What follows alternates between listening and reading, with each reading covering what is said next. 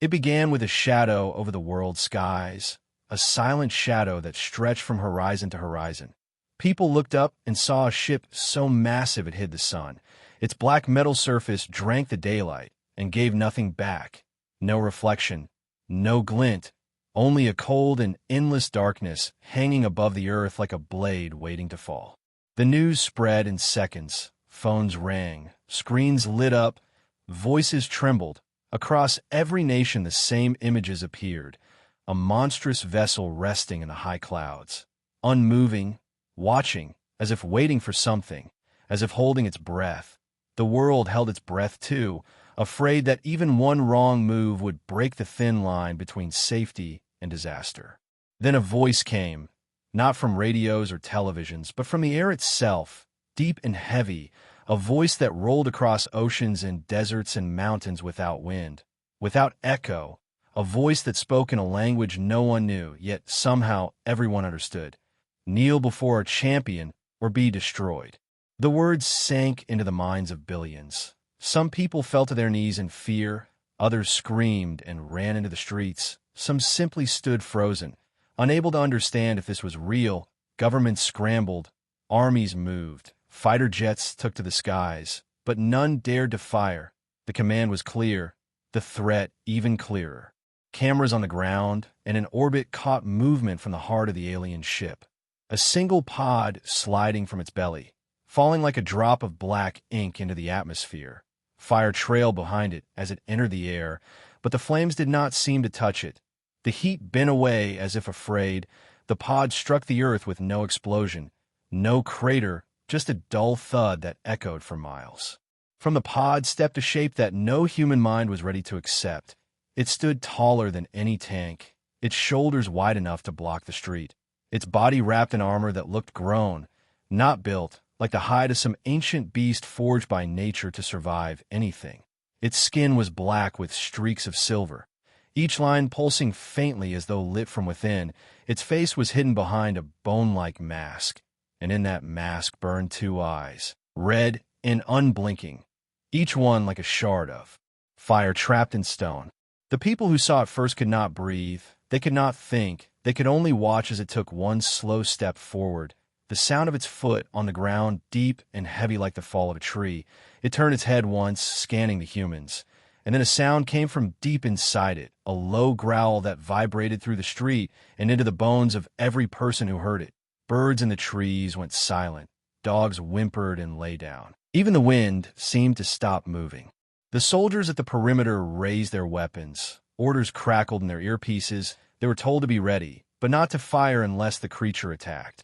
One soldier whispered that it was like facing a living nightmare. Another muttered that it looked like it could pull apart a tank with its hands. No one disagreed.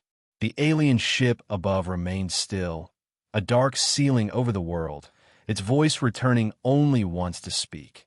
This is our apex, your greatest fear, your end. The creature moved again, faster than anyone expected. In the blink of an eye, it closed the distance to the first line of armored vehicles, claws like curved blades scraping across steel, sparks flying as metal bent and tore like paper.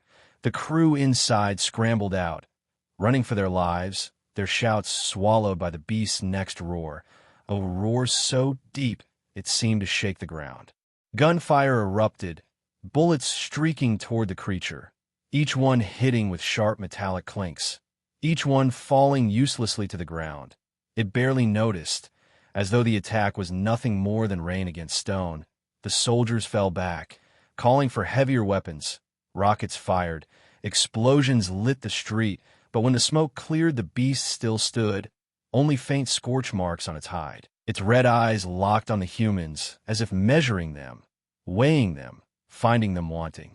The world watched from their homes, from their phones, from the edges of cities, every broadcast showing the same unstoppable advance, the same hopeless retreat.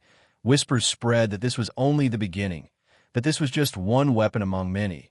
But if one weapon could do this, no one dared to imagine what else was coming. Then, something strange happened. The creature stopped moving. It stood in the center of the ruined street, its head tilting slightly, almost as if it had heard something. Its eyes shifted slowly toward a group of civilians who had been too slow to escape. Among them was a woman with hair the color of copper, her hands gripping the shoulders of two children. She did not run. She only stared, frozen like prey under the gaze of a hunter. The soldiers shouted for her to move, but she did not. The beast began to walk toward her, each step heavy, slow, deliberate, not the rush of attack, but the steady approach of something that knew nothing could stop it. The people watching held their breath, sure they were about to see her torn apart. The children pressed in her side, eyes wide with terror. The alien voice came again, softer this time, almost like a whisper through the air. See your fate, see your weakness. The woman did not move. Her gaze locked with the beast, and something in its stride changed, a hesitation, a flicker in the burning red of its eyes. Then it took another step, closer, closer still, until it was only a few meters away, its shadow falling over her and the children like a wall. The crowd behind barricades gasped. Soldiers raised their weapons, fingers trembling over triggers. The beast lowered its head slightly, the growl in its chest fading, replaced by a low rumble like distant thunder.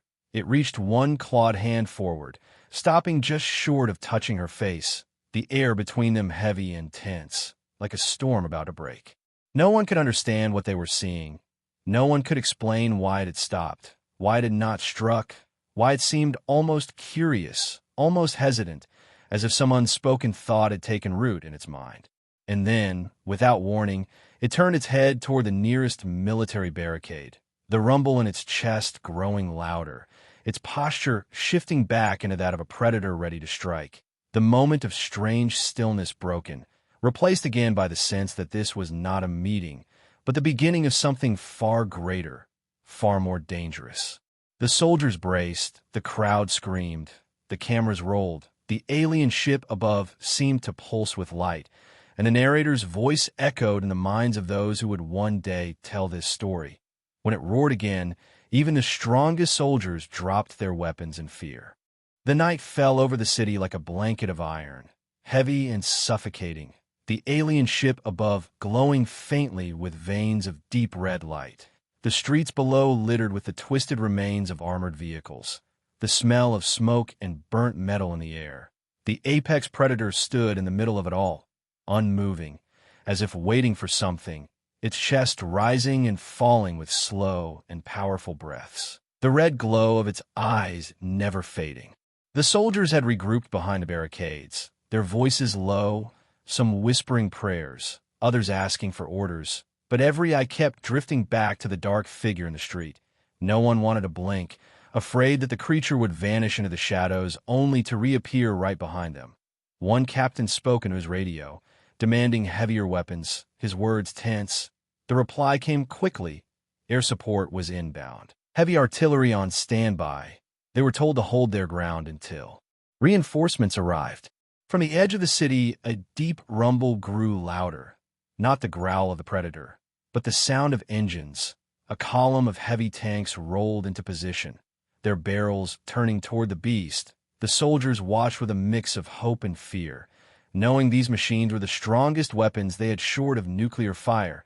The predator turned its head slowly toward the sound, its claws flexing, the faint silver lines in its armor pulsing brighter, as if sensing the coming challenge. The order came, fire, and the street exploded with the thunder of tank shells, the blasts lighting the night like lightning. Smoke and dust rose in choking clouds. For a moment, no one could see the target. But then a shape moved through the haze, tall and unbroken. The predator emerged, its hide blackened in spots, but unpierced, its eyes brighter than before.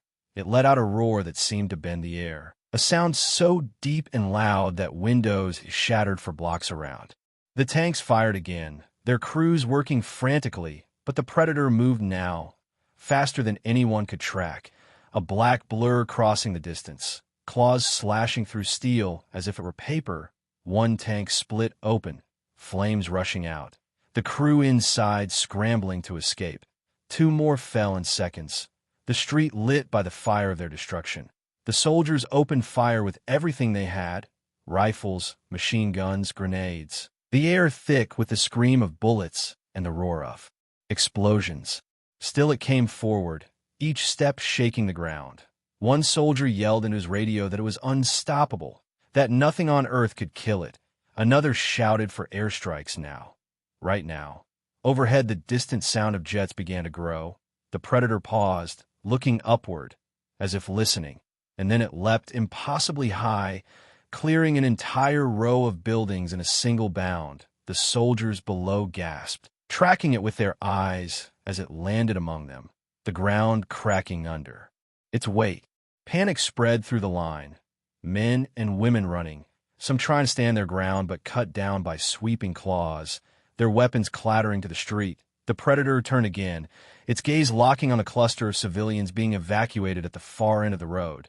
The escort vehicles there revved their engines, trying to get away, but the creature moved faster, closing the gap with terrifying speed. It was then that a figure stepped into its path, a man in a heavy exosuit. His voice amplified through the suit's speakers, challenging the Predator, daring it to fight him instead. The soldiers behind him shouted in disbelief, telling him to fall back. But he stood firm. The Predator stopped, head tilting as if curious, then lunged, claws striking the exosuit with a force that threw the man into the side of a building. The wall crumbling around him. He rose again, staggering, and fired a volley of high-energy rounds from his suit's arm cannons, the blasts bright and loud, forcing the Predator to take a step back. It was the first time anyone had seen it retreat. Even if only for a moment, cheers rose from the barricades, hope flickering in the hearts of those watching. But that hope died quickly when the Predator let out a roar so fierce it rattled the bones of every living thing nearby. Then it charged, moving with such speed that the man in the exosuit barely had time to block. Claws raked across his armor, sparks flying, alarms blaring inside his helmet. He stumbled again, nearly falling but managed to trigger the suit's shock emitters, sending a burst of electric light into the creature's chest. The Predator staggered back, a strange sound escaping it, almost like surprise, its glowing lines dimming for an instant. The man raised his cannons again, determined to press the advantage, but the Predator spun with blinding speed, its tail, a feature no one had seen until now, whipping around like a blade, striking the man squarely and sending him flying into the wreckage of a burning vehicle. The exosuit sparked and went still, its systems dead, the man inside unconscious but alive. The Predator turned back toward the civilians, the evacuation almost complete, soldiers firing desperately to distract it, their shots pinging off its armor harmlessly. Then, without warning, it stopped again, its head turning sharply to the side, its red eyes narrowing as if it had sensed something beyond the battlefield, a presence, a signal, something unseen by human eyes. The alien ship above pulsed with light, and the deep voice returned, booming through the air, "Bow before the end of your age."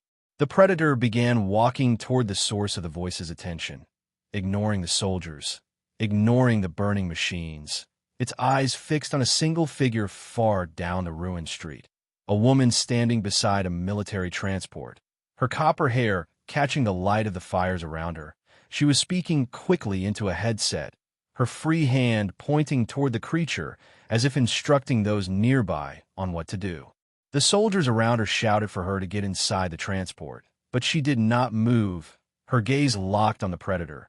And for reasons no one could explain, the Predator seemed to slow as it approached, its claws lowering slightly, its steps less aggressive, the air between them heavy with an unspoken tension. The evacuation vehicles roared away behind her, but she stayed, her boots planted on the cracked and burning asphalt. Those watching from behind cover could hardly breathe, unsure if they were about to see her torn apart or witness something even stranger. The Predator stopped just short of her, the fires reflecting in its eyes, and the woman did not flinch, even when its growl rumbled through the ground beneath her feet. Somewhere far above, the alien ship seemed to wait. The world seemed to wait. And in that long, silent moment before the next move, it felt as if the fate of the battle, and perhaps of all humanity, balanced on the edge of something unseen. The street burned with the glow of scattered fires, the smoke curling upward in the night where the alien ship hovered like a silent god of war. The predator stood before the woman with the copper hair. Its eyes locked on her, every muscle in its body tense, but not in the way of an animal ready to strike, more like something holding itself back. The soldiers behind her shifted nervously, hands gripping their rifles, unsure if a single trigger pull would save her or doom them all. The woman spoke into her headset, her voice calm but fast. She was telling command to hold fire, to stand down.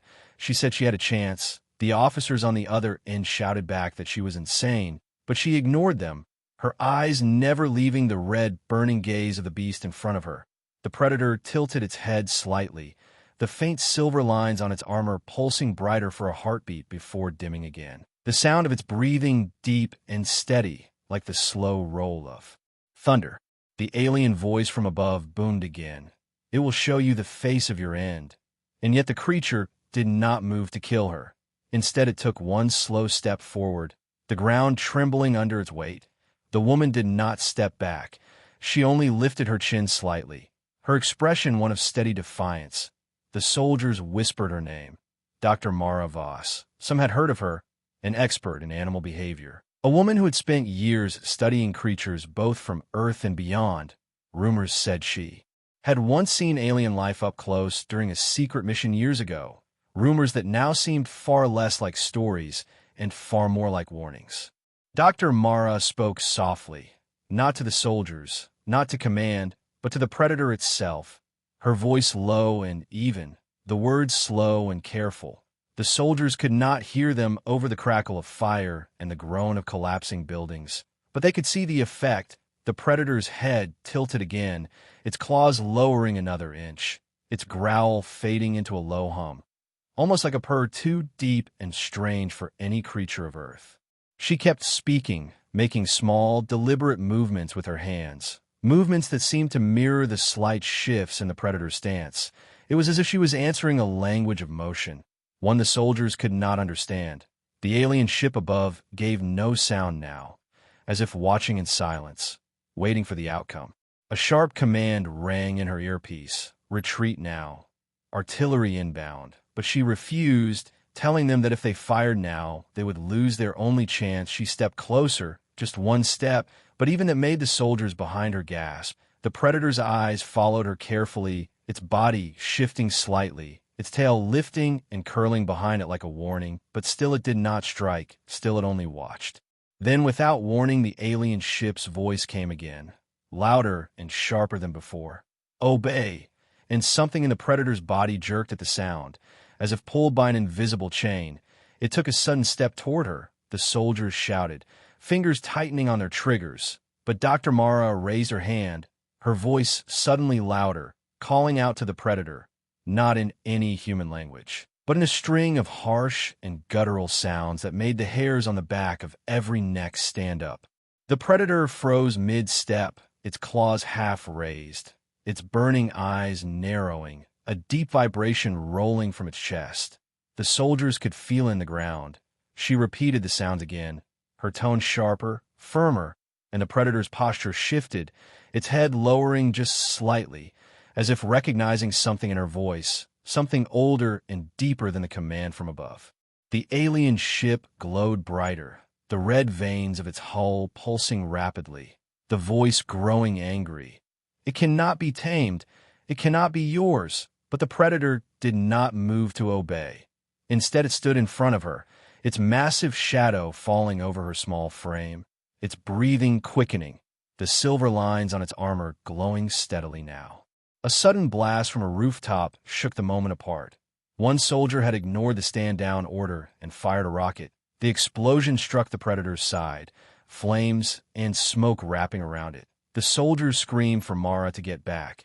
The alien ship roared with light, but the predator turned, not toward her, but toward the source of the shot, its roar tearing through the night, loud enough to make even the strongest men cover their ears. In a single bound it reached the rooftop, claws flashing, the building crumbling under the force of its strike. The soldier who fired was thrown into the air, the predator catching him in one massive claw, not crushing but holding, then tossing him aside like an object of no importance.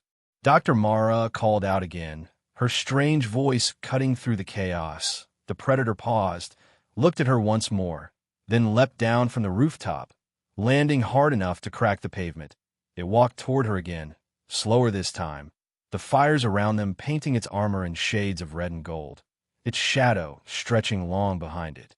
The soldiers could not understand, could not explain why it had not killed her, why it seemed drawn to her like iron to a magnet. Some whispered that maybe it saw her as a leader. Others said maybe she reminded it of something from its own world. No one could agree, but none dared to interrupt, for in that moment it felt as though any wrong move could shatter the fragile balance between life and death. The alien ship's voice dropped low again. Not a command now, but a warning. You play with forces you cannot control. Dr. Mara did not answer, her attention locked entirely on the predator. She raised her hand slowly, palms open, taking another small step forward, the distance between them now no more than an arm's reach. The predator's head lowered until its burning eyes were level with hers, the rumble in its chest softening until it was almost silent. Then, in a movement so slow it seemed unreal, the predator bent its massive body, lowering itself until one knee touched the cracked asphalt. The soldiers froze, the cameras from every drone and satellite capturing the image. The beast that had torn through tanks and walls and men now kneeling before a single unarmed human. The alien ship above flared with furious light, the voice rising once more. This is corruption. This is betrayal. But the predator stayed where it was, its eyes locked on her, as if making a choice that even its masters could not undo. And in that moment the tide of the war began to shift in ways no one yet understood. The air was thick with the heat of fires and the weight of silence. The predator still knelt before Dr. Mara Voss, its massive frame casting a shadow over her as the soldiers stared in disbelief. No one moved. No one spoke. The alien ship above burned with crimson light, its voice rolling across the city like the growl of a storm. It is not yours, it will not serve you. But the creature did not rise. Its head stayed bowed, its red eyes fixed on her as if the rest of the world had vanished. Dr. Mara stepped forward until she was close enough to feel the warmth that radiated from its armor, her hands still raised, her voice low and steady, speaking in that strange and guttural language that none of the soldiers could understand. The predator's claws flexed slowly, not in anger, but as if responding to her words, the glowing silver lines on its hide pulsing in rhythm with the sound of her voice. She made slow movements with her hands, each one deliberate, and the creature mirrored them in smaller, controlled gestures. From the barricades, soldiers whispered that it looked like a conversation, one unlike anything they had seen before. Others said it looked like an oath, like the creature was pledging something only it and she could understand. The alien ship spoke again, its voice sharper now. Break this bond or face the wrath of our fleets. But still the predator did not obey. The tension between the alien masters and their so-called apex filled the night like the smell of ozone before lightning. Mara took a slow step back, and the predator rose with her, not as a threat but as a shadow, moving when she moved, stopping when she stopped. Her headset crackled with voices demanding she fall back, warning her that this was dangerous beyond reason. But she silenced them, saying only that this was control through understanding, not through force. The officers on the other end argued, saying that it was impossible, that nothing could tame what was designed to kill entire civilizations. But the proof stood before them in living form. The predator tilted its head again, emitting a low sequence of growls and clicks. Mara responded in the same sound pattern, a deep vibration rolling from the creature's chest as it leaned closer, its massive head lowering until it was inches from hers, its breath hot and heavy, carrying a scent like scorched iron and earth. She placed one hand slowly against the bone-like mass that covered its face. The soldiers tensed, ready to fire if it made a wrong move, but the creature did not attack. Instead, it exhaled a slow breath, its body relaxing slightly under her touch. Above them, the alien ship flared with blinding light, beams of red energy lancing down around the edges of the street. Cutting through abandoned buildings like paper, the voice thundered with rage. It belongs to us. You cannot take what we have forged. Mara did not look up, her eyes locked on the predator, as she spoke again in that alien tongue, her tone sharp and commanding this time. The creature's posture straightened, its claws curling into fists, its eyes narrowing as if it understood her intent. The street shook as new shapes emerged from the shadows, smaller creatures but still deadly, their bodies covered in the same black armor with streaks of glowing color, their eyes bright with alien fire. They moved on all fours, circling like wolves. The alien voice proclaimed. We were reminded of its purpose. The soldiers behind Mara raised their weapons, fear gripping them as the beasts closed in. But the predator stepped in front of her, its shoulders rising, a deep roar building in its chest until it erupted into the night. The smaller creatures froze, the sound pinning them in place, the force of it making loose debris rattle across the ground. Then, in a burst of movement, the predator lunged at the first of them, claws flashing, the air splitting with the sound of tearing armor. The creature went down in a spray of glowing fluid. The others rushed in, teeth and claws flashing. But the predator was faster, stronger, each strike precise and brutal. Their bodies fell one after another until the street was littered with the remains of the alien beasts, their glowing eyes dimming into darkness. The alien ship's voice rose with fury. You betray your blood. You betray your kind. But the predator did not look up.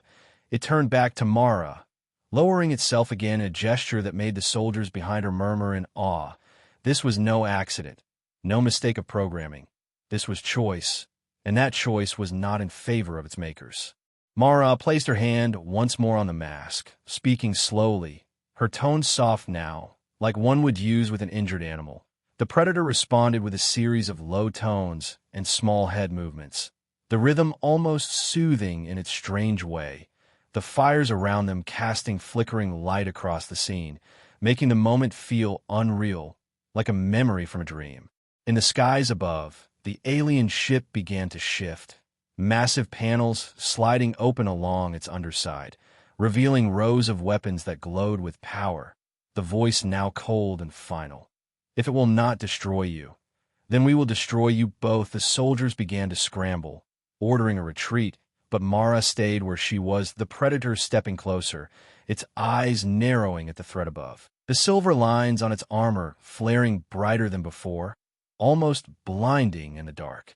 She spoke again, sharper this time. The predator straightened, its claws flexing, and for the first time since it had landed, it tilted its head toward the alien ship, not in obedience, but in challenge. The voice from above grew louder, commanding it to kneel before its true masters. But the predator let out a roar so loud and defiant that the lights along the ship's surface seemed to flicker for an instant. The soldiers realized they were witnessing not just resistance, but open rebellion, something the aliens had not expected, something that could change the entire balance of power. Mara stepped to the predator's side, her voice low as she spoke again in that strange language. The predator responded with a low growl that sounded almost like agreement. Then it began to move forward, each step heavy, deliberate, its eyes locked on the massive vessel above. The alien ship began to descend, the air trembling with the force of its engines, the heat scorching the rooftops as it lowered toward the street. But the predator did not stop, its pace steady, its posture that of a warrior walking into battle not for its creators, but for something it had chosen itself. And for the first time since the shadow of the ship had fallen over the world, the humans watching felt something new rising in their chests, something stronger than fear. It was hope. The street trembled beneath the weight of what was coming. The alien ship lowering from the sky like a mountain descending to crush the city, its shadow swallowing everything beneath it.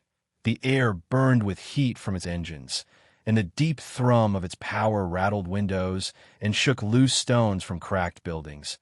The predator walked forward step by step, each movement slow but filled with the kind of strength that spoke of certainty. Dr. Mara Voss followed beside it, her copper hair whipping in the hot wind, her gaze locked on the massive vessel above. The soldiers watching could not believe what they were seeing, the same beast that had torn through tanks now walking in defense of a human.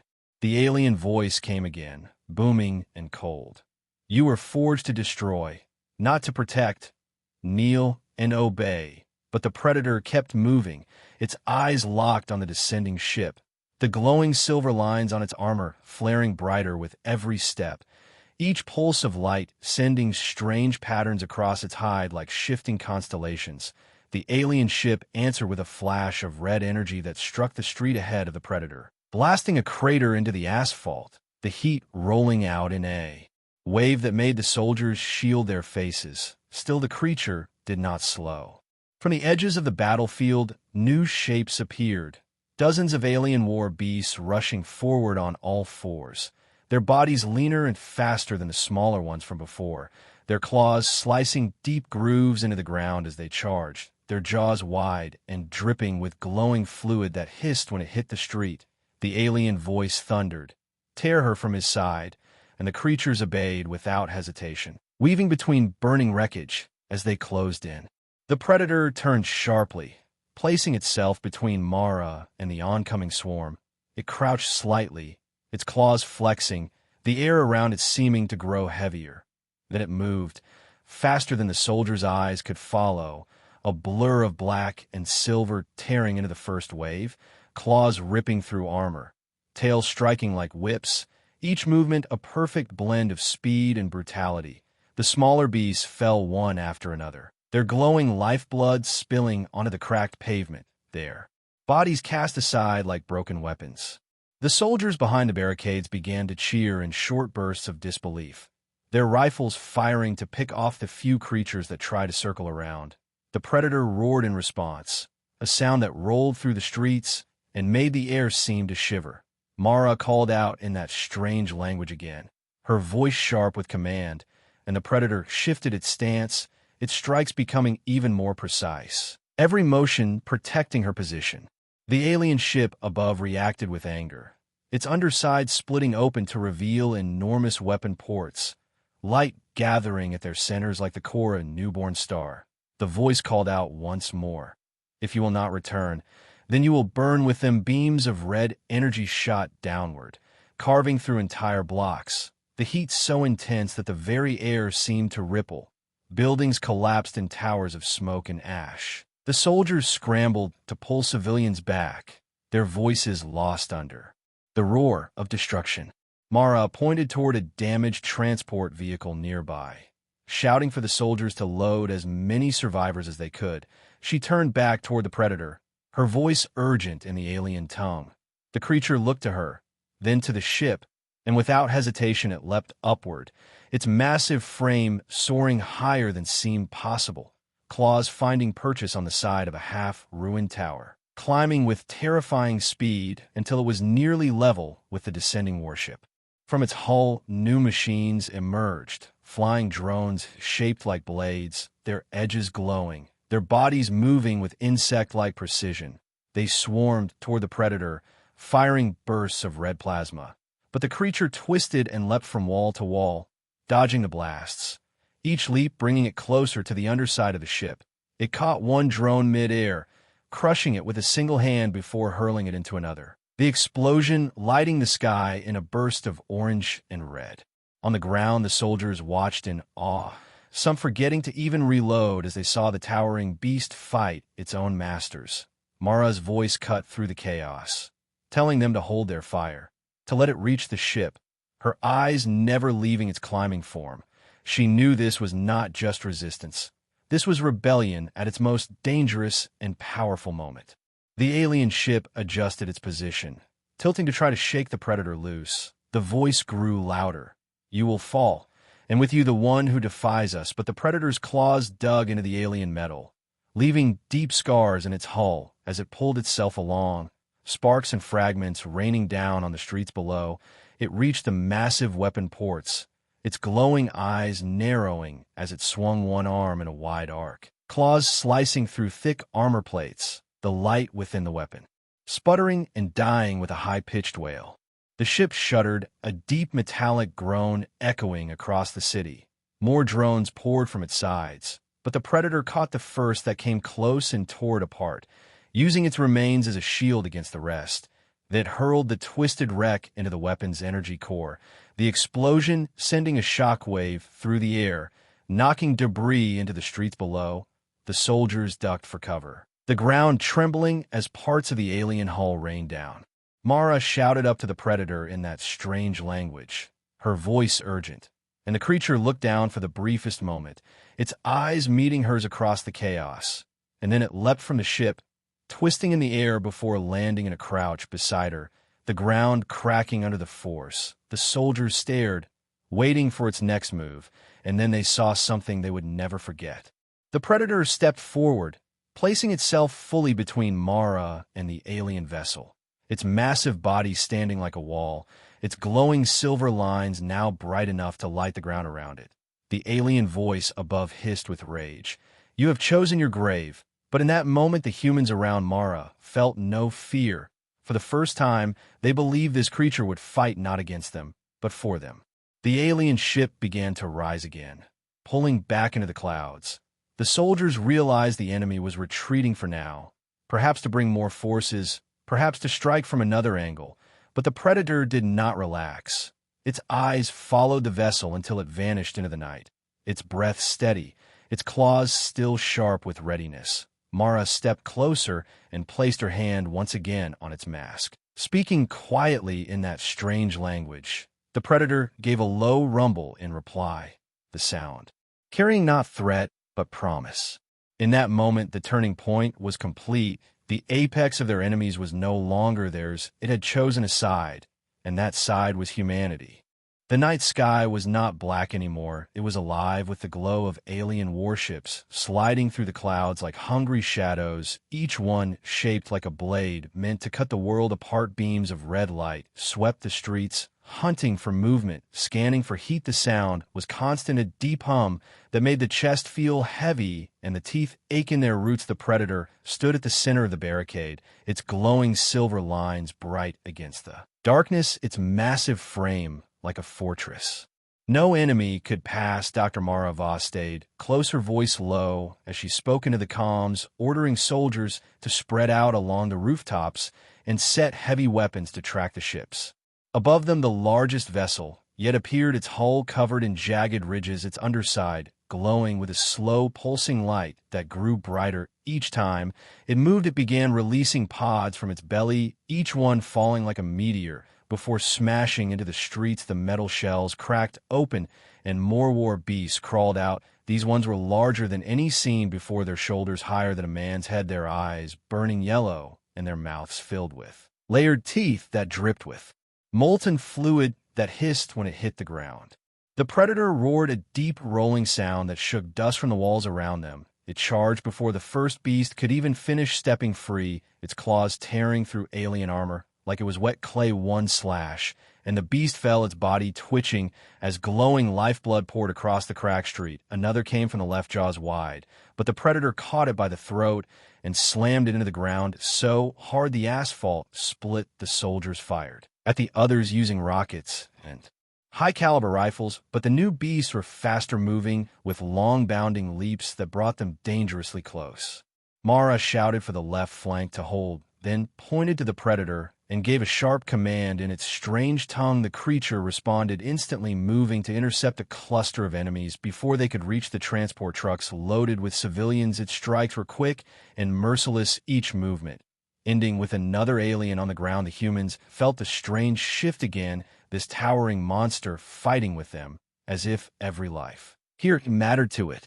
From above, the alien ship unleashed a new attack. Long cables tipped with spinning blades dropped from its hull, slicing through walls and vehicles, pulling them apart like paper. The predator leapt toward one cable, grabbing it with both hands. The blade screamed against its armor, but sparks flew instead of blood. With a violent twist, it tore the cable free and swung it like a whip, smashing it into a cluster of war beasts that were rushing through a side alley. The force sent them sprawling there, limbs bent at wrong angles.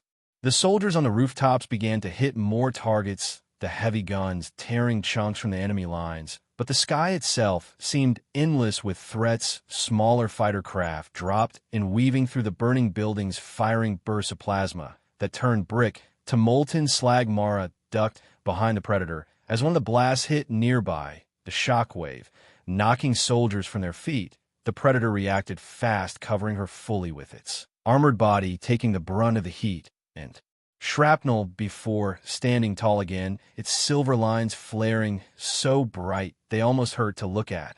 A sudden thunder rolled across the battlefield, not from the sky, but from the ground deep beneath them. The street cracked and rose in jagged lines, then split open entirely, as something massive forced its way up. A creature unlike the others, its body armored in thick, overlapping plates, its head like a wedge with no eyes, only a gaping maw that glowed from within. It roared with a sound like grinding stone and charged forward, smashing through everything in its path. The soldiers opened fire, but the rounds sparked uselessly off its armor.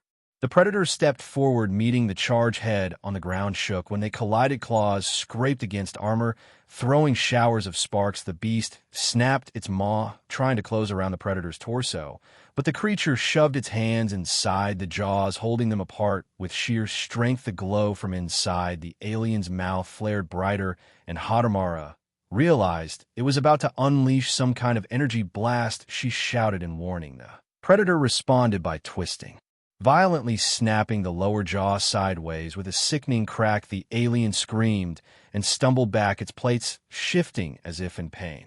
Not wasting the chance, the predator drove its claws deep into the plates on the beast's neck, ripping them open. With a tearing sound, the glow inside dimmed, the massive body shuddered and fell, leaving a smoking crater in the street. The soldiers cheered, but their voices were drowned out by a deeper, louder sound from above. The alien flagship was lowering further, its massive weapon core opening like an eye staring down at them, its edges pulsing with red light that grew with every second. Mara's voice broke through the noise, telling everyone to fall back to the central square. It was the only place with enough cover for the civilians. The predator looked at her, then at the ship, and shook its head slowly in a gesture of refusal. It stepped forward toward the center of the street, standing under the glow of the weapon core, as if daring it to fire. The voice from above came again, cold and filled with anger. "You have betrayed your makers. Now you will burn with them." The weapon flared brighter, and the air around it began to warp from the heat. Mara's heart pounded in her chest, but she noticed something. The predator's silver lines were pulsing faster, like they were answering the weapon's charge. It spread its arms wide, as if drawing power from the very light that threatened to destroy them. The red glow above began to flicker, its steady pulse broken by irregular flashes. Then it faltered entirely, the massive weapon dimming as if something had cut its energy from within. A moment later, the sky erupted, not from the alien ship, but from far beyond it. Streaks of blue light cut through the clouds, striking the smaller vessels and tearing them apart. Human ships, fast and sharp and armed with rail cannons, dove into the battle. Their arrival shaking the balance. Instantly, the flagship began to rise again, retreating into the clouds under fire. The predator stood unmoving, watching it go, its chest rising and falling slowly, as if holding back something deeper. The humans knew this fight was not over. The aliens would come again in greater numbers, but tonight they had held the city, and they had done it with the help of the very weapon meant to end them. The dawn never came. That morning the horizon glowed, not with sunlight, but with fire. The air shook with the sound of engines, so loud they felt like thunder, trapped inside the bones. Every street, every rooftop, every open field was filled with people staring upward, their faces lit by the burning sky. The alien fleet had returned in force, the ships no longer gliding like hunters, but charging like an army that had nothing left to lose. Their formation was tight, layered rows of black metal cutting through the clouds, their weapons already charging, bright lines of energy building at their tips. Dr. Mara Voss stood at the command post in the central square, her eyes fixed on the largest ship she had ever seen. It was shaped like a spearhead, so vast it seemed to touch both ends of the sky, its hull covered in jagged silver patterns that looked like scars. It was the flagship of the Alien High Council, the one ship that could end the fight with a single strike. The Predator stood beside her, taller and broader than any human, covered in the dust and blood of the last battle, its silver lines dim, yet steady. It looked at the sky with a stillness that felt heavier than fear. The human ships were there too, their smaller frames darting between buildings, launching bursts of blue light toward the enemy. But the alien numbers were overwhelming. Their fighters broke through in tight swarms, dropping explosives that tore craters in the streets, sending waves of heat and stone into the air. The humans fought hard, but they were being pushed back step by step, and the civilians behind the barricades could see that they could feel the edge of the fight turning against them. Then the alien voice came again, this time louder than before, booming through the air itself, like it was carried on the wind. "You have one last chance to kneel or be erased from this world, Mara." Shouted into the comms that no one kneels, no one surrenders. The Predator stepped forward, standing in the center of the square, lifting its head to the sky and letting out a roar so deep it rattled the glass and the windows. The alien voice fell silent for a moment, as if listening. The spearhead ship began to lower, its tip pointing directly at the square, its massive weapon core opening, a deep crimson glow spilling out and washing the streets in red light. This was no warning shot. This was the final strike. Mara felt the heat already building, the air dry and heavy around them. She looked at the Predator and saw something different in its stance, a readiness, not for another fight, but for something final. Without warning, the Predator began to walk forward past the barricades, past the soldiers, past the fires still burning in the streets. Its pace was steady and unstoppable. The enemy fire rained down around it, plasma bursts ripping the ground into shards, but it kept walking, each step shaking the earth. The alien fleet seemed to focus on it, pouring everything they had into stopping it, but the creature refused to fall. Mara shouted into the comms to cover it. Every human weapon turned toward the sky, firing at the fighters chasing the Predator, missiles arcing upward, gunfire flashing from every rooftop. It was not enough to stop all of them, but it cleared a narrow path. The Predator reached the open ground in the middle of the avenue and then leapt upward, its body moving with impossible speed and force. It landed on the roof of a burning building, then jumped, again catching the wing of a passing fighter, tearing it open and using the momentum to launch itself higher and higher toward the spearhead ship. The alien cannons turned downward, firing at point-blank range, but the Predator's silver lines flared so bright they looked like lightning in its skin. The blast seemed to bend around it, missing by inches or striking too late. It reached the underbelly of the spearhead and drove its claws into the metal hull with a sound like tearing mountains. It climbed hand over hand, ignoring the fire and the heat, until it reached the weapon core itself, a vast spinning machine glowing with red power the size of a city tower. From the square, Mara could see it clinging to the side of the weapon, its claws already tearing at the outer plate, sparks and fragments falling like rain. The alien voice screamed in fury, calling the Predator a traitor, a broken tool, a disgrace. The creature answered with another roar and tore free a massive section of the core. The light inside flared wildly, the entire ship shaking as the weapon lost control. The Predator did not stop. It climbed inside, disappearing into the glow. The next moment, the sky split open. The weapon core erupted in a wave of white light, so bright it turned shadows into nothing. The blast rippled outward, hitting the surrounding ships, tearing them apart. In seconds, the spearhead itself broke in half, both sections falling toward the ocean beyond the city. The humans on the ground were thrown to their knees by the force, the sound like 1,000 storms crashing at once. The rest of the alien fleet broke formation, retreating into the clouds there, remaining ships vanishing into the distance. When the light faded, the Predator was gone. There was no body, no wreckage, just the broken remains of the flagship, smoldering far away on the horizon. Mara stood in the silence that followed, her chest heavy with the truth she already knew, had chosen to end this fight the only way it could. Hours later, as the fires died and the people began to emerge from hiding, a strange sound rolled across the city, a low, echoing call like the voice of the Predator, but far away, deep and faint, yet clear enough for every soldier and civilian to hear. It was not a roar of battle, but something else, a final message, maybe a promise. The humans stood, listening, their faces lit by the new dawn breaking at last over the battered skyline, and for the first time they believed the war could be won.